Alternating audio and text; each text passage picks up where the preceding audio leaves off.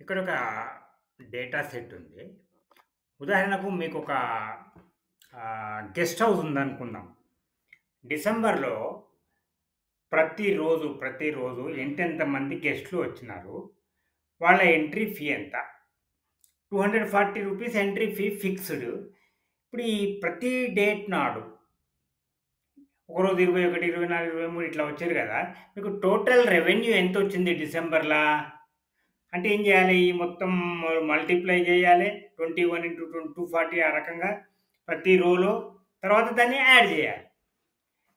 కొంచెం తలకాయ నొప్పి గదా! కొంచెం కష్టం కాలిక్యులేటర్ పెట్టుకొని టక్క టొక్క టొక్క టొక్క అనుకుంటూ కాలిక్యులేట్ జేయాలి. దానికి బదులు ఒక్కటే దెబ్బలో 1 మినిట్ 1 సెకండ్‌లో మీరు కాలిక్యులేట్ జేయొచ్చు. ఒక ఫార్ములా ఉన్నది. Beautiful formula. Is equal to sum product. ఇదేం చేస్తది సమ్ ప్రొడక్టు? రేంజెస్‌ను మల్టిప్లై జేసేసి యాడ్ జేసేస్తది. Sum product bracket open first array ఏంటిది? B2 నుంచి B32 అంటే 31 రోజులు గదా! కామా సెకండ్ అర్రే ఎంత?